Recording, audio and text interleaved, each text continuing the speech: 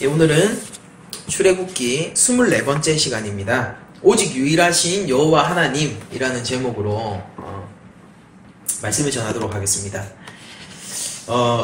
이제 저희들이 열재앙의 전조까지 저희들이 저번 시간에 보았습니다. 그래서 이제 본격적으로 열재앙 첫 번째 재앙을 할 시간인데, 저희들이 열재앙에 대해서 전반적인 이해를 가지고 각 재앙을 보는 것이 훨씬 여러분들이 보시기에도 편하고 또 그게 순서가 맞는 것 같아서 오늘은 출애굽기 7장 5절의 말씀으로 이 열재앙의 전반적인 맥락과 그리고 이 열재앙을 통해서 하나님이 하시고자 하는 일이 무엇인지에 대해서 좀 살펴보고 다음 주부터 이제 첫째 재앙부터 쭉 나가도록 하겠습니다. 그러니까 제가 앞으로 재앙을 나갈 때 한 재앙씩 한 첫 번째, 두 번째, 세 번째 이렇게 할 수도 있고, 아니면 묶어서 첫 번째, 두 번째, 세 번째 재앙을 한 번에 할 수도 있고, 그렇게 진행이 될 건데, 아무튼 들어있는 요소들은 제가 놓치지 않고 다 말씀을 해드릴 테니까 앞으로 열재앙에 대해서 저희들이 계속 알아보기로 하고, 오늘 저희들이 전반적으로 열재앙의 어떤 구조라든지 이 열재앙의 하나님께서 이 열재앙을 통해서 이루시고자 하는 목적 같은 것들을 먼저 알아봤으면 좋겠습니다. 제가 과제 시간은 아니지만은 여러분들 제가 나눠드린 그 브로셔가 있죠. 그 핸드아웃이 있는데 그걸 한번 다 같이 한번 보셨으면 좋겠습니다. 이게 여러분들이 표를 보시면은 이게 출애굽에서 나오는, 출애굽기에 나오는 열재앙에 대한 도표예요. 이게 도표인데 여러분들이 보시면은 1번, 2번, 3번 재앙이 있고 이 옆에 로마자로 1 이렇게 묶여있는 걸 여러분들이 보실 수가 있죠. 그리고 4번, 5번, 6번 재앙이 있고 그것을 왼쪽에 옆에 보시면은 로마자 2라는 것으로 또 한 그룹이 엮여있고 7번, 8번, 9번 재앙이 있고 그리고 이것은 로마자 3으로 제가 한 그룹으로 엮어뒀습니다. 그리고 10번째 재앙은 제가 따로 빼둔 것을 여러분들이 보실 수가 있어요. 이렇게 3, 1 다 더하면 10이지 않습니까?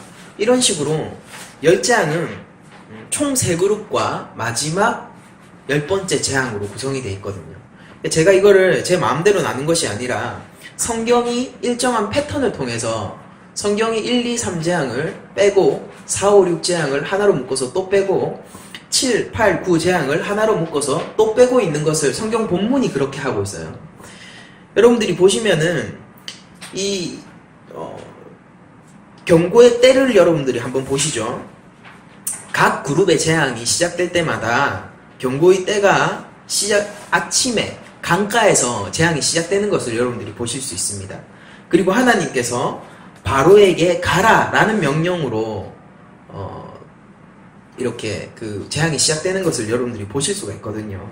그러면서 하나님께서는 동일하게 내 백성을 보내라 라는 말을 늘상 하시고 계신 것을 여러분들이 볼 수가 있습니다. 이 패턴들 속에서 변하지 않는 것은 바로의 완악한 마음, 이것 외에는 일정한 패턴을 가지고 변화하기 때문에 저희들이 그룹을 나누는 것은 사실 쉬워요. 여러분들이 자세히 보시면은 어렵지 않게 찾아낼 수가 있습니다. 그래서 이 각 재앙의 그룹들이 1번 그룹, 2번 그룹, 3번 그룹의 재앙이 시작될 때는 항상 아침에 시작이 됩니다. 이른 아침에 아니면 아침에 이런 식으로 시작이 되고, 그리고 항상 강가에서 시작이 돼요. 그 강가는 여러분들이 생각하시다시피 나일 강가겠죠. 거기에 이스라엘 백성들이 죽임을 당하던 곳이라는 거 여러분들이 생각을 해보세요. 아기를 어디에 던졌냐면은 그 강가에 던졌단 말입니다. 근데 모세가 거기서 살아난 자잖아요. 근데 그곳에서 하나님이 재앙을 시작하시고 계세요. 바로의 악함이 극도로 달한 그곳이 강가의 장소이죠. 근데 그곳에서 하나님께서 재앙을 시작하시고 계십니다. 그리고 나서 항상 하나님께서는 내 백성을 보내라 라는 경고를 바로한테 주세요. 바로 심판하시는 것이 아니라 언제나 회개의 기회를 주시고 그가 마음을 돌릴 수 있는 뒷문을 항상 열어두시고 계십니다. 그걸 볼 수 있죠. 그러니까 이 패턴은 경고의 때가 언제인가, 경고가 어떻게 시작하는가, 이거와 그리고 하나님께서 하나님께서 모세에게 뭐라고 명령을 하시는가, 이런 것들에 의해서 패턴을 우리들이 결정 지을 수가 있는 것이죠. 그러면은 여러분들 보십시오. 1번, 2번, 3번 그룹이 있는데 저희들이 그렇다면은 A 그룹이라고 칭하는 걸 우리들이 의도적으로 한번 만들어 보죠. 각 그룹의 첫 번째로 시작하는 재앙을 A 그룹이라고 저희들이 임의적으로 설정을 합시다.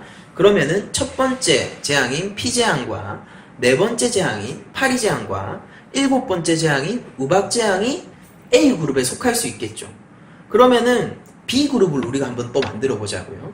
두 번째 재앙과 다섯 번째 재앙과 여덟 번째 재앙, 각 그룹에 두 번째로 일어나는 재앙을 B 그룹으로 만들고, 그리고 각 그룹에서 마지막으로 일어나는 이 재앙, 그리고 악성 종기, 흑암의 재앙을 엮어서 C 재앙으로 한번 만들어 보자고요. 그럼 A 그룹에 속한 것, B 그룹에 속한 것, C 그룹에 속한 것을 보시면은 공통점이 있죠. 공통점이 있죠. A 그룹은 언제나 아침에 하나님께서 경고하심으로 시작이 됩니다.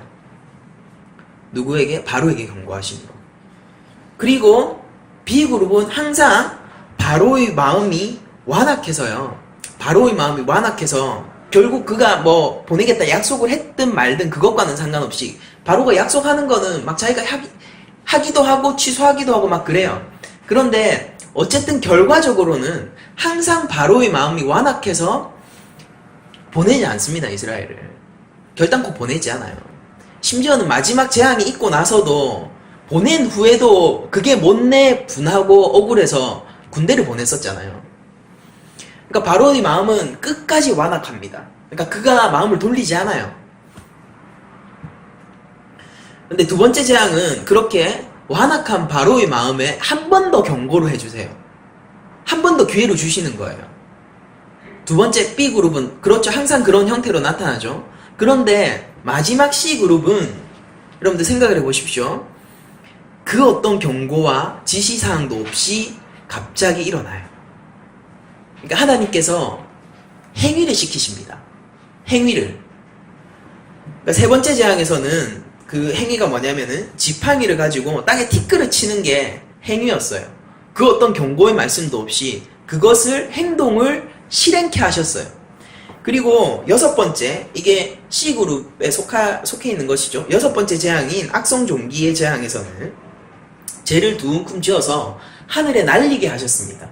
그걸로 악성종기가 생겼어요. 그러면 이것은 어떤 경고의 말씀도 없이 마치 이게 최종적인 선거처럼 느껴지시죠, 여러분들?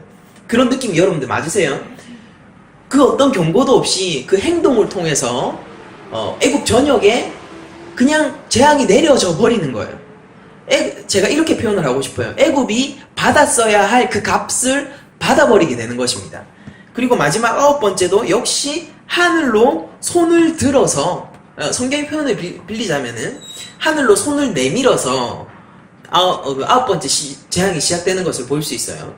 그러니까 마지막 C그룹에 속한 재앙들을 여러분들이 보시면은 경고 없이 굉장히 빠르고 신속하게 진행되는 것을 여러분들 보실 수 있어요.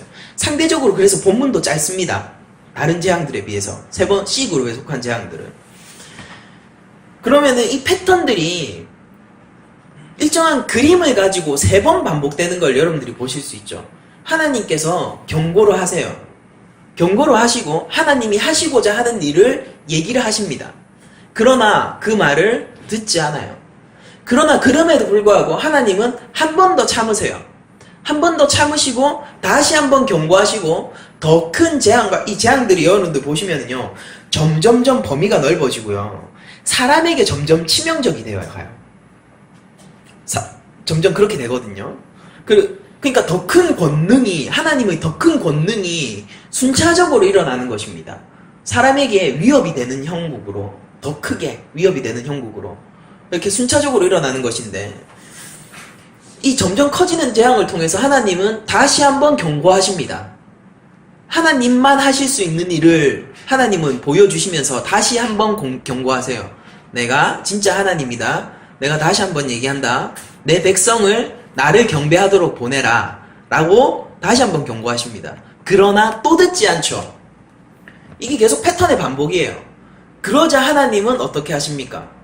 그때 그저 우리가 생각해보세요. 예수님이 언제 오신다고 하셨어요? 도둑처럼. 진짜 그런 표현이 어울릴 정도로 마지막 재앙이에요. 각 패턴의 마지막 재앙이 도둑처럼 임하는 것처럼 그려지고 있어요. 그러니까 바로 하나님이 어떤 경고도 요구하지 않으세요. 바로 앞에 가라는 것도 요구하지 않으세요. 다만 재앙을 행해라라고 하세요. 그렇게 해서 세 번째 재앙이 딱 떨어집니다. 그러면은 여러분들 이게 최종 선고처럼 느껴지잖아요. 1번, 2번, 3번의 재앙이 있습니다. 그럼 최종 선고처럼 느껴지잖아요. 그런데 하나님은 이렇게 해놓고 또 한 번 길을 열어주세요. 다시 시작하세요. 그 패턴을. 다시 시작하세요. 다시 시작하시면서 또 아침에 강가에 가서 바로에게 이전에 3번 동안 경고를 했었던 그 말씀을 다시 한번 얘기합니다. 내 백성을 나를 경배하도록 보내라. 바로는 마음을 돌이키지 않습니다. 그래서 하나님은 동일한 방법으로, 여러분들 생각해보세요. 이게 회개의 찬스예요. 회개의 찬스라고요. 하나님이 하나님 되심을 더 크게 보이시면서 또 한 번 회개의 찬스를 주시는 거예요. 그게 뭘 의미하냐면은 내가 참 하나님인 것을 인정해라 이것이죠. 내가 너에게 명령할 수 있는 자라는 것을 인정해라 이것이죠. 네가 나한테 순종해야 되는 자임을, 너는 피조물이고 나는 창조주임을 인정해라 이것이죠. 그걸 또 한 번 나타내 주십니다. 그러니까 열재앙이 여러분들이 가혹하게 느껴지실 수 있어요. 그러나 열재앙을 여러분들이 잘 보시면은 하나님께서 참으면서 하나님이 어쩔 수 없이, 뭐 이렇게 표현하면은 하나님이 열재앙을 이미 계획하셨던 거기 때문에 이렇게 표현해도 될지 모르겠지만은 하나님이 바로에게 필요한 만큼 계속해서 더 하나님을 드러낼 수밖에 없었다는 것을 여러분들 한편으로는 이해를 하셔야 돼요. 점점 더 가혹해지는 것이 아니라 하나님의 권능을 바로가 점점 더 요청하게 되는 거예요. 자기의 완악함으로 말미암아. 하나님이 또 반복하십니다. 보내라. 이번에는 네가 경험해보지 못한 더 큰 권능을 내가 너에게 펼친다. 바로는 또 거절해요. 때때로 약속하기도 하죠. 그러나 그 재앙이 없어지는 순간 바로는 자신의 마음을 순식간에 뒤집고 자기의 약속을 순식간에 어겨버립니다. 그러나 하나님은 언약이 신실하시고 그 언약을 뒤집지 않는 분이라서 또 한 번 바로에게 가세요. 그 패턴이 한 번 더 끝나잖아요. 그러면 마지막 예고 없이 오는 재앙이 왔습니다.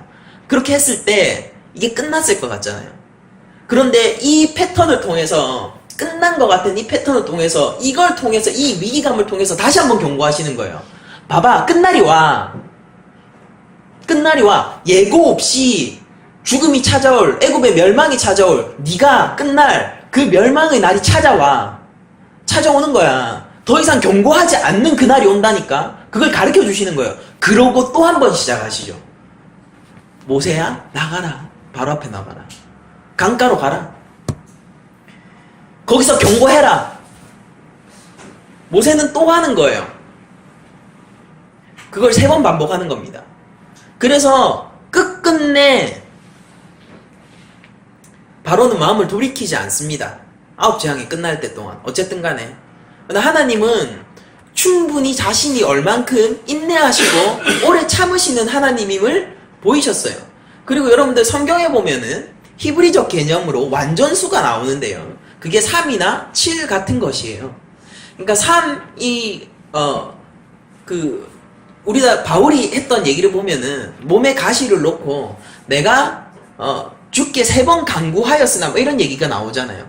그게 3번 기도했다라는 소리가 아니라 완전히 그것에 대해서 답을 얻을 때까지 기도했다라는 뉘앙스예요. 3이 완전수입니다. 그러니까 내가 완전히 하나님 앞에 내 이 몸에 가시를 놓고, 우리가 그 몸에 가시가 뭔지는 정확하게 모르지만은 간질로 추정을 하죠. 간질로. 그게 맞다면, 간질이 정말로 있었다라면은 자신이 간질의 그 병을 놓고 하나님 앞에 해결받을 때까지 끊임없이 기도했었다라는 거예요. 하나님 앞에 완전히 답을 받았다는 거예요. 괜찮다라는 거잖아요. 바울의 대답은. 그런 것처럼 하나님께서 패턴을 3번 그리는 것으로 이 출애굽기 저자는, 그리고 이게 실제 역사에서 있었던 일입니다. 그것을 제가 얘기하는 거예요. 이 패턴이 3번 반복되는 것으로 출애굽기 저자가 그리는 것으로 말미암아 하나님께서 온전히 참으셨다를 나타낸과 동시에 바로는 온전히 행악하더라도 동시에 나타내고 있는 거예요. 그 마음이 완악한데 얼마만큼 완악하냐? 하나님이 달래고 어르고 경고하셔도 안 될 만큼 완악하더라. 바로는 피조물이에요. 그런데 하나님은 창조주란 말입니다. 지금 바로가 어느 위치에 있어서 감히 하나님 앞에 끝까지 행악하고 자기의 마음을 완고하게 할 수 있었을까요? 그렇게 할 수 있는 비법은 딱 하나밖에 없죠. 자기 스스로가 하나님이면 돼요. 하나님하고 맞먹으면 되잖아요. 나 역시 창조주에 못지않은 신이면 되는 거예요. 근데 바로는 그것을 해냈습니다. 놀랍지 않습니까? 자신이 창조주 하나님의 위치에서 함께 비겼다고요. 경쟁으로 시작됐죠, 여러분들. 열재앙이 경쟁으로 시작됐다는 걸 여러분들 저번 설교를 들으신 분들 아시잖아요. 그 끝까지 경쟁을 견지하는 게 바로라니까요. 이 얼만큼 불굴의 의지를 가지고 있습니까? 놀랍지 않으세요? 온 애굽 전역이 죽어나가는데 끝까지 그걸 견지하는 거예요. 나는 이 길을 끝까지 달려가는 거예요. 하나님과 겨루는 이 길을. 바울은 그리스도의 종된 그 길을 위하여서 인생의 끝을 달렸지만은 바로는 하나님과 견주어서 내가 하나님이 되는 그 길을 가지고 일생을 달려갔던 사람이라는 겁니다. 성공해버려요.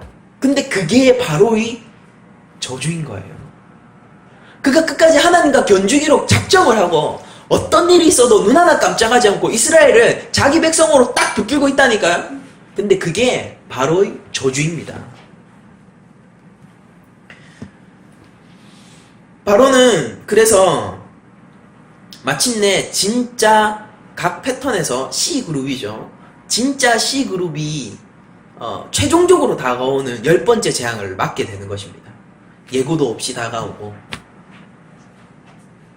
이제는 더 이상 모세가 어떻게 무슨 뭐를 해가지고 하는 게 아니라 여호와께서 직접 임하셔서 여호와께서 직접 그 생명을 앗아가버리는 그 마지막 재앙을 바로는 당하게 되는 거예요.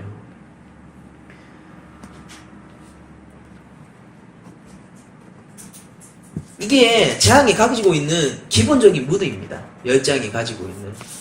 그러니까 여러분들이 앞으로 제가 재앙들을 개별적으로 할지 단위별로 묶어서 할지 모르겠지만은 여러분들이 재앙들을 보실 때도 이것을 기본적으로 염두에 두시고 계셔야 돼요. 제가 얘기하지 않더라도요. 이 내용을. 여러분들 이 기적을 열재앙이 이적이잖아요. 성경에 나타나 있는 기적이란 말입니다. 열재앙들을 여러분들이 보시면은 그 열재앙의 목적은 굉장히 심플합니다. 하나님이 하나님 되심을 나타내기 위해서 열재앙이 벌어지는 것입니다. 여러분들 출애굽기 7장 5절 오늘의 본문이죠. 이 본문을 보면은 내가 내 손을 애굽 위에 펴서 이스라엘 자손을 그 땅에서 인도하여 낼 때야. 이게 구원의 이야기고 출애굽의 이야기를 지금 하시고 계신 거죠. 내가 내 손을 펴서 내 백성을 찾겠다 그겁니다. 내 백성을 찾을 때에 애굽 사람들도 뭐라고 얘기하는 거예요? 나를 여호와로 아는 거예요. 그러면은 모두가 여호와를 아는 거네요. 맞잖아요. 하나님의 백성은 구원받음으로써 그분이 하나님임을 알고 애굽 사람들은 그들이 구원받는 것을 보면서 그런데 그게 뭘 함의하고 있습니까? 애굽의 멸망을 함의하고 있잖아요. 그들이 이스라엘 백성이 구원받는 것을 보면서 애굽 사람들도 하나님임을 알게 되는 거예요. 그러면 온 땅에 하나님을 아는 지식이 하나님을 인정하는 것이 물이 바다 덮음같이 가득한 상태가 됩니까? 그거예요. 되잖아요. 하나님이 열재앙을 이렇게 고조시켜 가시는 것은요. 구원을 이루기 위한 것도 있지만은 이스라엘의 구원을 이루기 위한 것도 있지만은 1차적으로는요. 하나님이 하나님 되심을 찾아가는 과정이에요. 이 땅 가운데서. 그게 질서를 찾는 과정이잖아요. 하나님 막 거만해가지고 야 너네 나 인정 안 해? 야 내가 하나님인데? 그렇게 하는 게 아니라 이 땅이 질서를 찾아가는 것이잖아요. 하나님이 이 땅의 창조주로 그래서 하나님을 창조주 자리에 위치시키고 이 땅을 하나님의 피조물로 인간도 하나님의 피조물로 그렇게 하나님의 창조 질서를 찾아가는 것. 그래서 마침내 하나님의 백성은 하나님의 백성이 되고, 하나님을 거부하는 자들은 그 값을 받게 되고, 하나님은 하나님으로서 위치하게 되는 그 일을 하나님이, 이게 우리가 회복이라고 부르는 것입니다. 기독교에서 그 회복의 일을 열재앙을 통해서 하는 것인데, 이 열재앙은 이제 계시록에 보면은 새하늘 새 땅의 이야기, 그 기사 앞에 7재앙들이 나오죠. 다분히 출애굽의 재앙의 모티브를 딴 것이라는 걸 여러분들 이제 느끼십니까? 7재앙도 7개가 한 그룹으로 엮여서 세 그룹이 나오잖아요. 기억나시죠? 예. 인봉, 저 두루마리, 인봉을 떼고, 그 다음에 나팔을 불고, 그 다음에 대접을 쏟고, 이렇게 하잖아요. 그게, 마지막 때의 이야기지 않습니까? 마지막 때의 이야기인데, 이게 다분히 애굽의 열재앙의 패턴을 염두에 둔 것이라는 거 여러분들 생각하셔야 돼요. 하나님께서는 이 땅에 대해서 오래 참으십니다. 오래 참으세요. 충분히 참으시고요. 그 누구도 반박할 수 없을 만큼, 마지막 때가 오면은 그 누구도 반박할 수 없을 만큼 충분히 관용을 베푸세요. 우리 하나님은 죄인에게나 하나님의 백성에게나 의인에게나 아무런 차별 없이 해와 비를 주시고 계시고요. 우리가 우리의 의지대로 우리의 삶을 결정할 수 있도록 우리를 로봇으로 대하지 않으세요. 심지어 악인조차도요.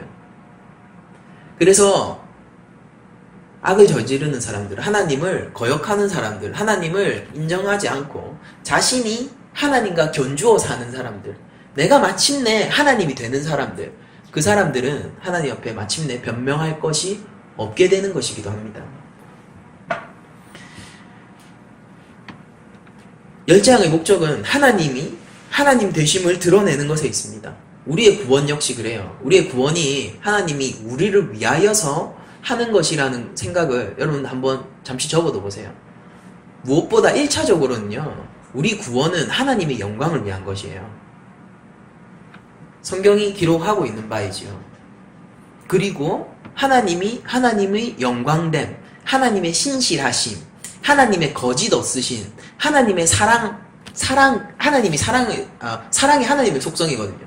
하나님의 사랑이심, 그 속성들이 발휘될 때, 하나님이 하나님 되실 때, 하나님이 하나님으로서의 그 성품을 잃지 않으실 때, 우리의 구원이 그 가운데서 이루어지는 거예요. 무엇보다도 하나님이 먼저십니다. 열재앙은 수많은 신들을 의지하고, 그리고 실제 살아있는 신, 바로를 제가 지칭하는 것입니다. 실제 살아있는 신이 기거하고 있는 그 땅에서 하나님이 이 땅은 가짜다 라는 것을 선언하시고, 진짜 살아있는 신은 나 여호와 하나님 단 한 명이다 를 선언하시고, 자기의 백성들을 가짜 땅에서 자기가 인도해야 할 진짜 땅으로 인도하시는 그 이야기의 서막인 것입니다. 출애굽기 18장 11절을 보면은 이렇게 얘기를 해요. 이제 내가 알았도다. 여호와는 모든 신보다 크심으로 이스라엘에게 교만하게 행하는 그들을 이기셨도다 라고 얘기를 하면서, 여호와, 이게 출애굽 사건을 얘기하는, 특히 10번째 재앙을 얘기하는 것이거든요. 10번째 재앙을, 장자의 죽음 사건을 얘기하면서 이렇게 고백을 하고 있는 거예요. 여호와는 모든 신보다 크심으로 라고 얘기를 하고 있는 겁니다. 그러니까 하나님이 애굽에서 누구와 싸우신 거예요? 신들과 싸우셨어요. 그리고 민수기 33장의 4절에 보면은, 민수기 33장 4절에 보면 이렇게 고백을 하고 있는데요. 애굽인은 여호와께서 그들 중에 치신 그 모든 장자를 장사하는 때라 여호와께서 그들의 신들에게도 벌을 주셨더라 이렇게 나오죠. 신들에게도. 마지막 열재앙 사건을 얘기하는 거거든요. 10번째 재앙, 장자 죽음 사건을 이것도 얘기를 하는 건데, 뭐라고 얘기하냐면 그들의 신들을 벌하신 사건이라고 지금 민수기도 고백하고 있습니다. 열재앙 사건은요, 전쟁의 기사예요. 그러니까 전쟁의 기사. 그래서 하나님께서 직접 전쟁하시는 전쟁의 기사입니다. 여러분들 출애굽기 서막을 생각해 보세요. 암울하잖아요. 암울합니다. 하나님이 자기 백성을 자기 손에서 놓은 듯한 장면들이 계속 나오잖아요. 그들은 여전히 탄압받고 있고 지도자를 보냈지만은 그 지도자도 아무 힘이 없지 않습니까? 모세가 나가서 얘기하니까 오히려 역효과가 나서 오히려 그들이 더 큰 탄압 앞에 이제는 벽돌을 만들 뿐만이 아니라 집도 자기 손으로 구해야 되는 거예요. 그런 일들이 계속해서 벌어지잖아요. 이스라엘 백성들이 마침내 원망을 하지 않습니까? 근데 그때 하나님이 스스로 직접 나서서 더 전투하시는 것이 열재앙 사건이에요. 그때는 어떤 상태냐면 지금 하나님이 싸우시는 상태는 어떤 상태냐면은 하나님의 백성조차 바로가 신이라고 알고 있는 그 상태를 얘기하는 겁니다. 하나님의 백성조차 하나님에 대한 기대를 저버렸어요. 모세가 처음 왔을 때 그들이 할렐루야 했지 않습니까? 와, 우리를 잊지 않으신 언약의 하나님을 찬양합니다라고 얘기했지 않습니까? 근데 그들이 지금 어때요? 그들은 하나님에 대해서 아무런 기대를 가지고 있지 않아요. 그리고 오히려 모세를 원망하고 있습니다. 그리고 바로의 마음을 어떻게 돌릴 수 있을까? 누가 주인인 거예요? 바로가 자기의 주인인 것입니다. 누가 신이에요? 바로가 자신들이 신인 것이에요. 하나님의 백성조차 바로를 신으로 여기는 그때에 하나님께서 이제 일어나서 내가 일할게. 그러면 이스라엘 백성들은 무엇을 깨닫게 될 것입니까? 이 전투는 우리가 하나도 한 것이 없고 우리가 그 무엇도 손댄 것이 없고 오히려 우리가 패역하고 하나님을 버렸을 때 하나님 혼자 분연히 일어나 우리를 구원하신 그 전쟁으로 기억할 거 아닙니까? 하나님의 때인 거예요, 이게. 그래서 열재앙이 벌어지면서 하나님은 끊임없이 하나님 혼자서 싸우세요. 바로의 마음을 완악하게 했다라는 형태의 글도 그런 차원에서 여러분들이 이해하셔야 돼요. 원래 고대의 전쟁은 어떤 전쟁이냐면요, 기본적으로 모든 전쟁이 신의 전쟁입니다. 신들의 전쟁이에요. 너희가 섬기는 신이 있고 우리가 섬기는 신이 있는 거예요. 그럼 우리가 나와서 싸우잖아요? 그러면은 너네들이 섬기는 신과 우리들이 섬기는 신이 천상에서 같이 싸우는 겁니다. 같이 싸워요. 그래서 그 신들 중에서 이긴 신의 국가가 이기는 겁니다. 그게 고대인들이 갖고 있었던, 근동지방에서 고대인들이 갖고 있었던 전쟁의 개념이었어요. 이게 일반적인 커먼센스였다고요. 전쟁을 벌여요. 그러면은 내가 신의 대리자로서 전쟁하는 겁니다. 우리 국가가 어떤 신이 더 세? 우리가 섬기는 신이 더 세. 그래서 서로 전쟁의 신을 딱 들고 나와가지고 서로 자웅을 겨루는 거예요. 근데 지면은 저쪽이 우리가 이겼다. 그럼 저 국가가 섬기는 신은 우리 신보다 약한 겁니다. 저건 가짜 신이 돼버리는 거예요. 죽은 신이 돼버리는 거예요. 그게 원래 고대에서 전쟁의 기본 개념인데 하나님이 하시는 전쟁은 조금 달라요. 조금 달라요. 왜냐면은 하나님은 자기의 백성들을 전쟁터로 내세우지 않으셔요. 하나님 혼자 나서셔가지고 하나님 혼자서 싸우시고요. 모세 하나 됐고 모세랑 아론 그 딱 둘 됐고 싸우시는 거예요, 하나님이. 근데 누구랑 싸우세요? 그때 가장 강성했던 국가 애국과 싸우는 것입니다. 그렇게 자기의 백성들을 숨기시고 자기의 백성들을 지키시고, 여러분들 네 번째 재앙부터는 어떻게 진행되는지 아십니까? 네 번째 재앙부터는 그 재앙들이 이스라엘이 사는 거주지, 우리가 고센이라고 추정을 해요. 이스라엘이 사는 거주지, 그게 고센 땅이 맞다면은 그 고센 땅은 제외하고 애굽에 재앙이 떨어지는 형태로 진행됩니다. 가축이 죽어나도 이스라엘이 거주 지역에는 가축이 죽지 않아요. 하나님은 자기 백성들을 숨기시고 바위 아래에 보존하시고 그들을 내 등 뒤로 딱 숨겨놓은 다음에 자기가 나서서 전투하시는 거예요. 이게 다른 국가들이 다 각자의 신의 이름으로 전쟁하지만은 하나님이 하시는 전쟁이 다른 이유가 바로 이것입니다. 그래서 하나님은 진짜 여호와 하나님, 오직 한 분 여호와 하나님이시기 때문에 당연히 모든 전쟁을 승리하세요. 전쟁의 여호와, 전쟁의 여호와, 여호와 니시, 그 하나님은 반드시 승리하신단 말이에요. 근데 그 전리품을 이제 숨겨두었던 내 백성들이 취하게 하시는 겁니다. 가라. 내가 승리하였다. 그 전리품을 이제 너네가 누려라. 승리의 기쁨 누구 거예요? 여호와의 거예요. 하나님의 것입니다. 그런데 그 기쁨을 누구한테 주시는 거예요? 내가 이겼다. 그러므로 내가 기쁘다. 너희들이 나를 찬양하라. 그것이 아니죠. 하나님은 내가 이겼다. 이제 전쟁의 기쁨이 있다. 그것을 너희가 즐거워하고 누려라. 전쟁의 기쁨을 자기 백성한테 주시는 겁니다. 그래서 실제 그들이 애굽을 나올 때 하나님이 전리품을 취할 것이라고 말씀하세요. 전리품을, 왜냐하면 이들을 군사라고 불렀잖아요. 이미 여러분들 아시죠? 그들을 내가 군대대로 이끌어낼 거라고 하나님이 먼저 선언하셨잖아요. 근데 그 군대가 뭐였습니까? 가만히 있었어요. 그런데 그 군대가 가만히 있었던 그 이유 하나만으로, 하나님이 그들을 위해서 하나님이 직접 싸우셨다는 그 이유 하나만으로 그들은 애굽에서 나올 때 전리품을 챙겨 나옵니다. 그래서 그걸로 성전 짓죠. 나중에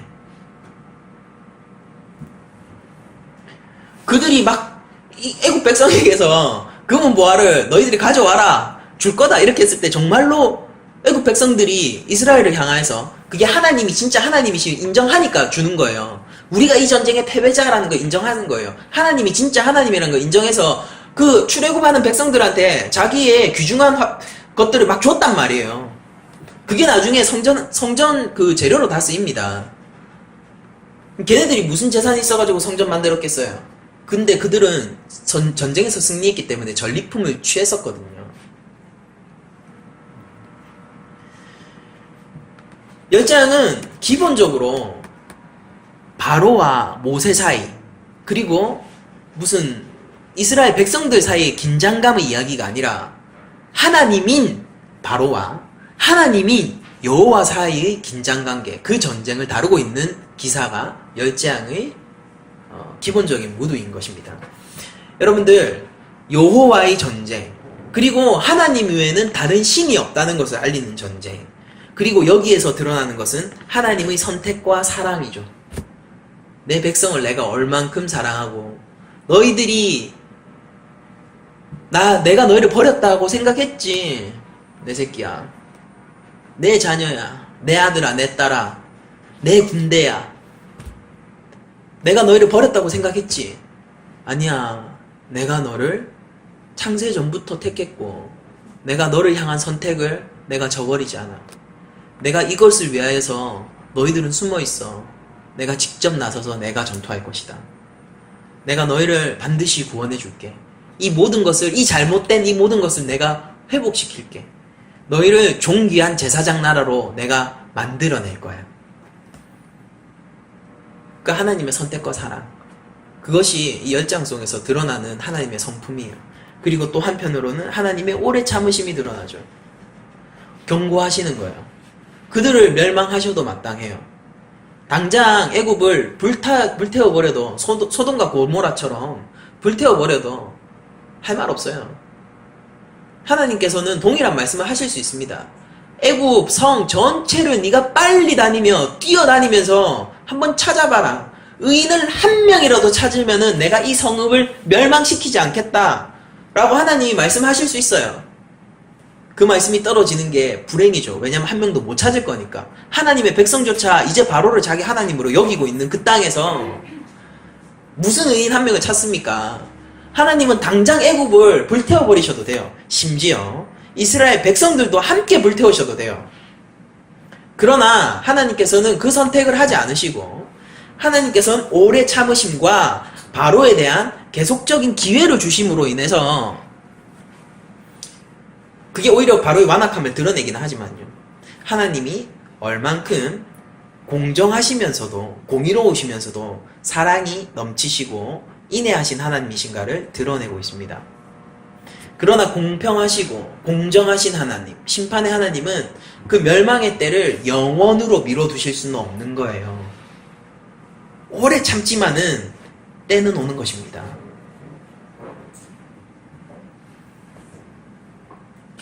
그리고 이 모든 재앙은 애굽을 멸망시키는 것 이전에 다른 목적이 있죠. 구원을 위한 재앙인 것입니다.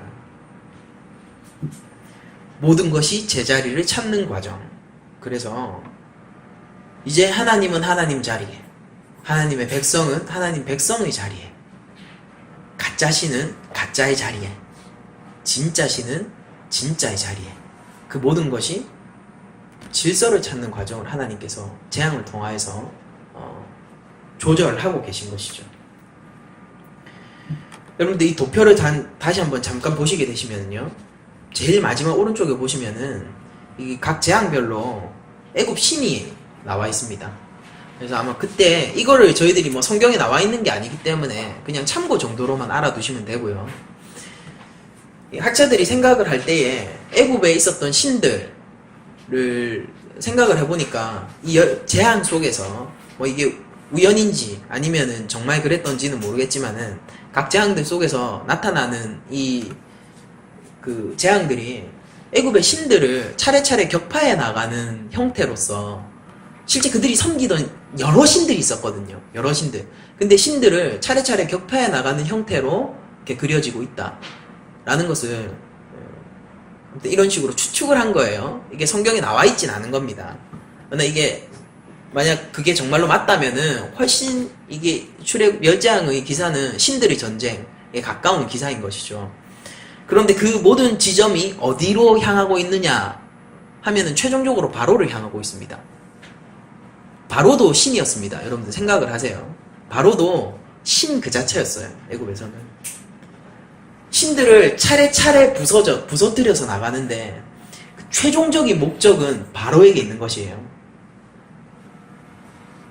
이것은 오늘 사는 우리에게도 많은 것을 시사합니다. 여러분들 바로가 어디 딴 데 있는 것이 아니에요. 딴 데 있는 것이 아니에요. 예수를 믿기 전 나를 생각해 보십시오. 내가 바로와 무엇이 달랐는가? 하나님을 하나님으로 인정하고 살았습니까? 하나님과 아니면 견주어 살았습니까?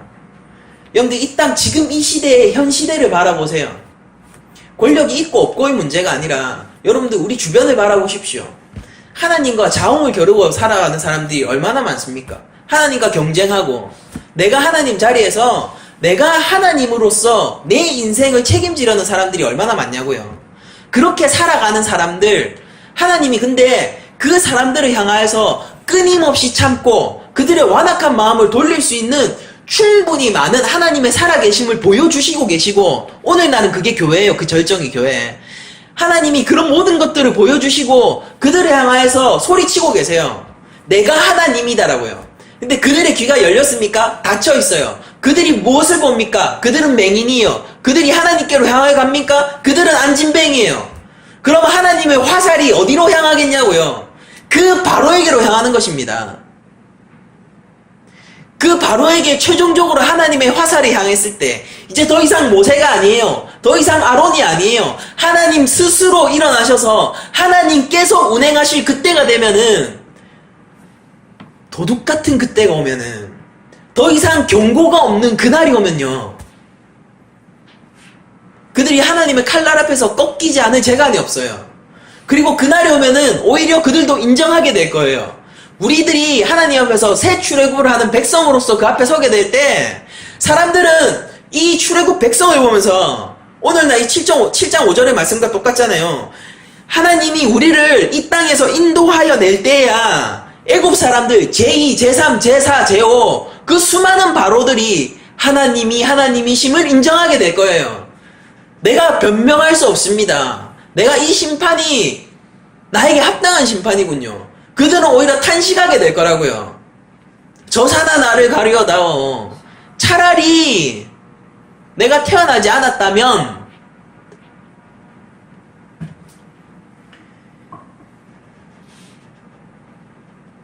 저는 교회 안에서 이 종말적인 분위기들이 사라지는 것을 조금 안타까워하는 사람 중에 하나입니다.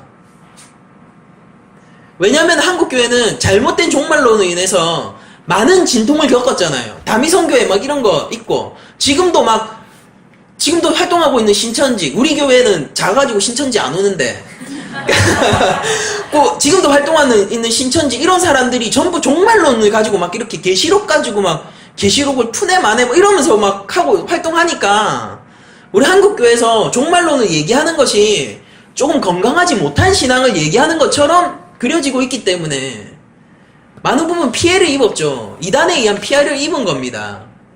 그러나 우리가 가지고 있는 신앙의 유산 중에서 결코 놓치지 말아야 할 것이 종말의 신앙이에요. 임박한 종말. 종말에 대해서도 제가 설명을 해드렸었잖아요. 종말에 있을 선언이 십자가 위에서 일어났지 않습니까? 원래는 세상 끝에 있어야 할 그 심판의 선언이 십자가 위에서 일어났잖아요. 2000년 전에. 근데 그 십자가가 과거, 현재, 미래를 포함하는 영원 가운데서의 십자가고 그 돌아가신 그분은 예수 그리스도 하나님이시잖아요. 이젠 누구나 종말 가운데 있는 거예요. 누구나. 예수님이 재림의 시기가 10만 년 후가 되고도 우리는 누구나 종말 가운데 있는 것입니다. 그럼 우리가 무엇을 소망하면서 살 거냐는 거예요. 여러분들 이 땅 가운데서 예수님 보면서 우리가 뭘 생각을 하는 겁니까? 예수님 좋네. 우리 삶에 좋은 자극을 주시네요. 그게 예수님이 하시는 일이에요? 그게 아니잖아요. 예수님 우리 삶에 좋은 자극을 주시네요. 예수님의 가르침은 내 삶에 유익하네요. 예수님의 가르침을 따라 살면은 내가 이 땅 가운데서도 좀 풍족한 사람으로서 이런 세속적인 사람이 아니라 영원히 풍족한 사람으로서 살 수 있네요. 그게 예수님이 하시는 일입니까? 그리스도인은 예수가 나의 전부인 것이에요. 예수님이 내 죄를 지고 십자가에 오르셨다고요. 나에게 그리스도로 말미암아 영생이 왔다니까요. 관념적인 것이 아니라 하나님이 나를 하나님의 자녀로 양자로 실제로 삼으셨다고요.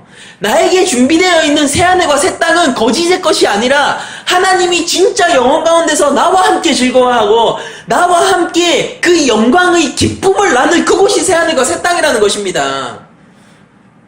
좋은 가르침을 받았습니다. 그리스도 예수님이라는 존재가 어찌 좋은 스승인지 내 삶에 좋은 자극이 되는지 내가 맨날 산상수훈을 보면서 예수님의 가르침을 상고합니다. 그거 가짜인 거예요.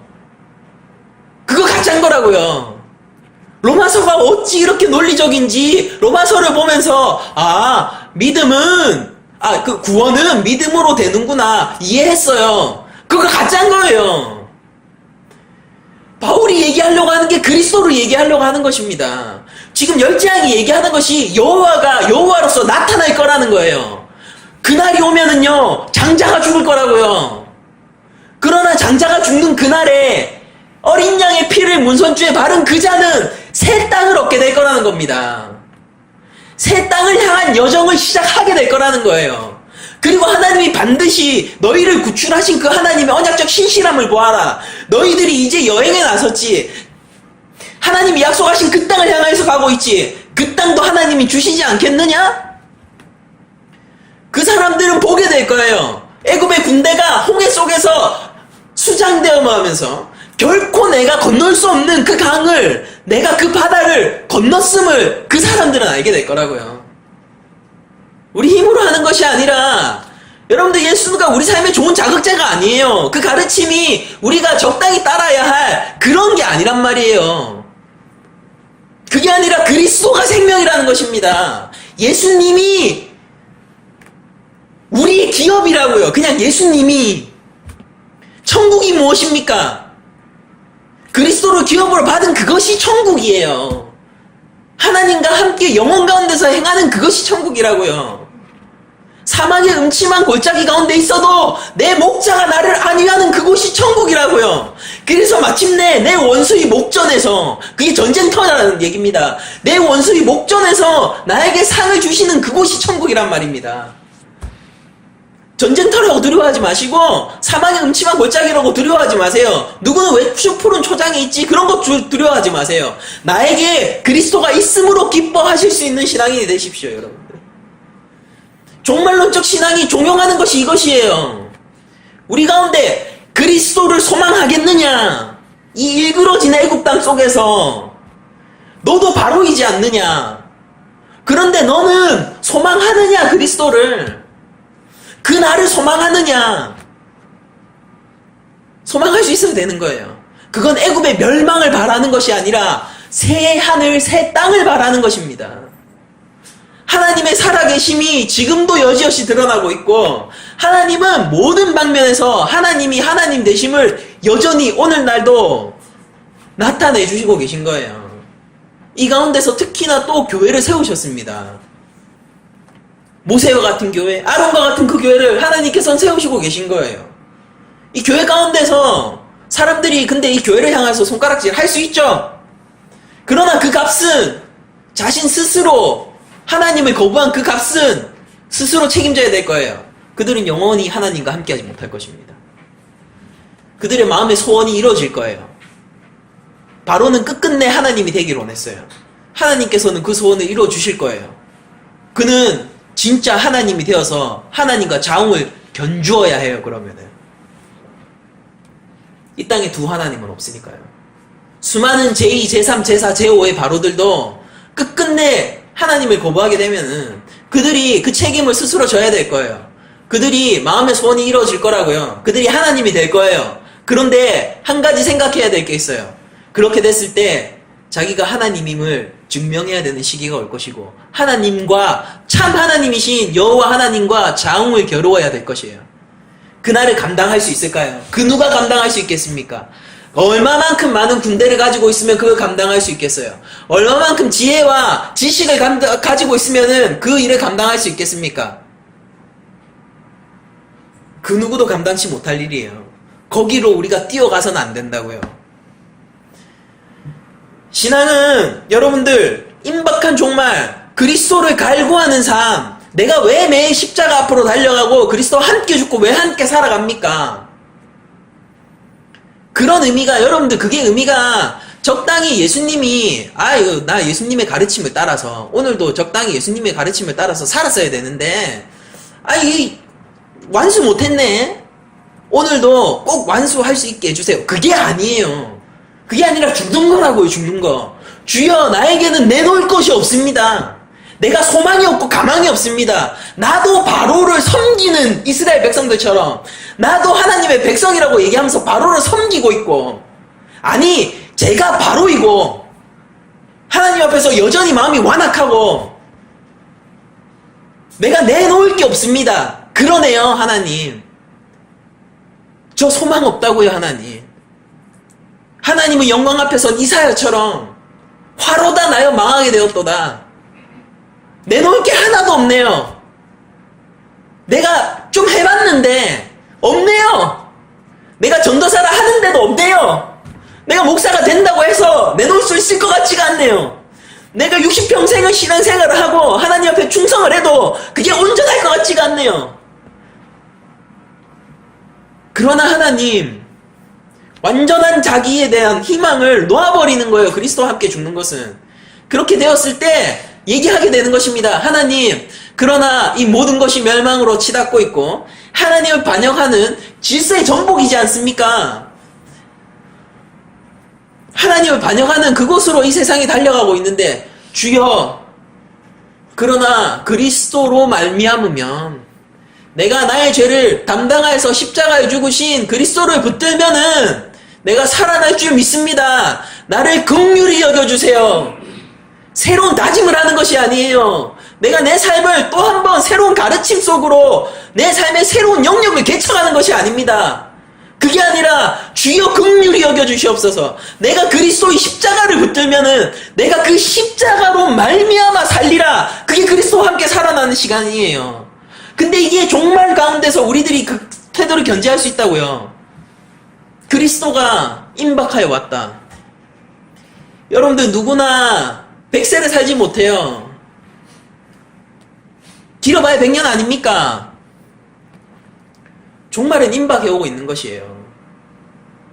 그 가운데서 우리가 뭘 내놓겠냐고요. 그게 아니라 그리스도가 우리의 전부란 말입니다. 예수님이 우리의 생명이라고요. 이 신앙을 왜 우리가 잃어버려야 합니까?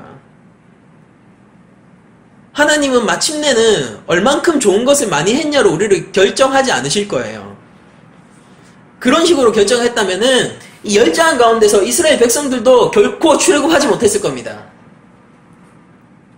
마지막 날에는 하나님은 이것을 통해서 결정하실 거예요. 야, 너 문설주에 어린 양의 피가 발려있니? 아니면 안 발려있니? 내가 말한 그것을 너는 믿었니?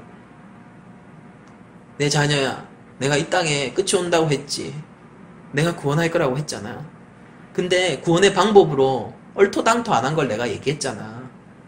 어린 양의 피를 의지하라고 그 얼토당토 하는 방법을 내가 얘기했잖아. 근데 네가 정말 그 말을 믿었니?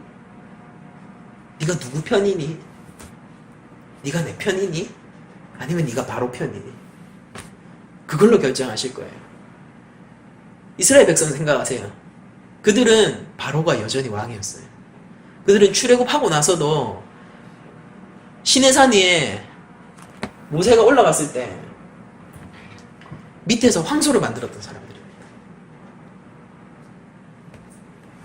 그러나 그들이 하나님의 백성이 왜 됐고 그 백성임이 왜 물러지지 않았을까요? 그들은 하나님의 말씀을 믿었어요. 어린 양으로 구원받을 수 있다고, 어린 양의 피로 구원받을 수 있다고 믿었어요. 저는 이 순간 여러분들에게 얼토당토 안 한 구원의 이야기를 하고 싶어요. 여러분들, 예수님께서 우리의 죄를 대속하시어 십자가에 올라가셨습니다.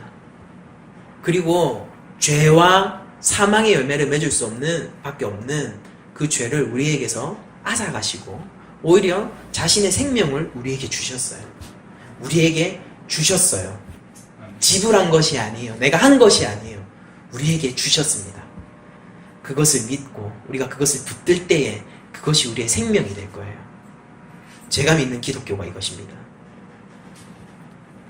이게 우리의 신앙이어야 돼요.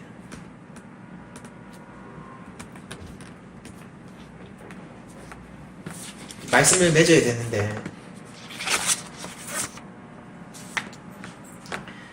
여러분들, 하나님께서는 이 땅 가운데서 자비와 은혜로 많이 참고 계십니다. 인내하시고 계세요. 여러분들, 그것을 보시면은 놀라울 지경입니다. 우리의 옛삶을 돌이켜 보십시오. 우리가 얼만큼 하나님 앞에서 바로보다 더한 자들이었습니까? 근데 하나님이 참으시고 불러오시고 품으심으로 이제 하나님 앞에서 우리가 그리스도와 함께 연합한 자로 교회로 설 수 있게 하셨단 말이에요. 심지어 하나님이 우리를 자녀라고 부르신단 말입니다. 하나님의 인내와 참으심은 놀라운 것이에요. 그래서 하나님은 마치 끝인 것 같잖아요. 이 재앙의 패턴들을 보세요. 어김없이 마지막 재앙이 찾아온 것처럼 보여요. 이제 더 이상 경고도 없는 마지막 재앙이 찾아온 것처럼 보여요. 그러나 그것을 통해서 또 가르치시죠. 그런 날이 올 거라고. 그래서 또 한 번 참으세요. 그리고 또 한 번 참으세요. 그리고 또 한 번 찾으세요. 그 후에 그러나 미룰 수 없는 마지막 날이 올 것입니다. 이걸 얘기하는 게 뭐 교회에서 나쁜 일인가요? 아니에요. 여러분들 생각하세요. 변명할 수 없는 그때는 올 거예요. 그리고 우리는 지금 하나님의 땅에 서야 합니다. 지금 하나님이 지키시는 그 땅으로 가야 돼요. 제가 생각했을 때 수많은 중다한 잡족이 함께 출애굽을 했다라고 성경이 기록하지 않습니까? 저는 그 사람들이 누구라고 생각하냐면요, 넷째 재앙 때, 넷째 재앙 이후에 저 땅은 왜 재앙이 내리지 않지? 저기 가면 살겠네? 라고 생각하면서 그 땅으로, 그 노예들의 땅, 히브리 민족의 땅으로 이주한 사람들이 함께 나왔을 거라고 생각해요. 여러분들, 지금 하나님의 편에 서십시오. 지금 예수 그리스도를 믿으세요. 지금 그리스도를 좋은 스승 이런 거 말고요, 나의 생명으로 붙드십시오. 그것 위에 소망이 없습니다. 잘 사실 수 있을 거예요. 예수님 없이도 잘 사실 수 있을 거예요. 그러나 생명을 누리지 못하실 거예요. 평안을 누리실 수 있을 거예요. 그러나 세상이 줄 수 없는 평안은 못 누리실 겁니다. 하나님은 우리가 살아가는 이 기간 동안 마치 열재앙의 그 패턴과 같이 끊임없이 오래 참으심으로, 그러나 침묵하지 않으세요. 침묵하지 않으심으로 하나님이심을 계속 드러내고 있을 것이고, 우리 교회는 그 최전방의 선자들입니다. 그래서 우리들도 이 땅에서 살아가는 동안 오직 유일하신 하나님 한 분, 그 한 분 하나님을 우리가 알아서, 그분의 어떠하심을 알아서, 그분이 어떤 사랑의 하나님, 신실하신 하나님, 어떤 구원의 하나님이신지를 우리가 잘 알아서 그 편에 서자고요. 하나님을 위해서 뭘 하시겠습니까? 이걸 묻는 게 아니에요. 제가 그 편에 서자고요. 여러분들이 그 말을 신뢰하라고요. 하나님의 말씀을 신뢰하라고요.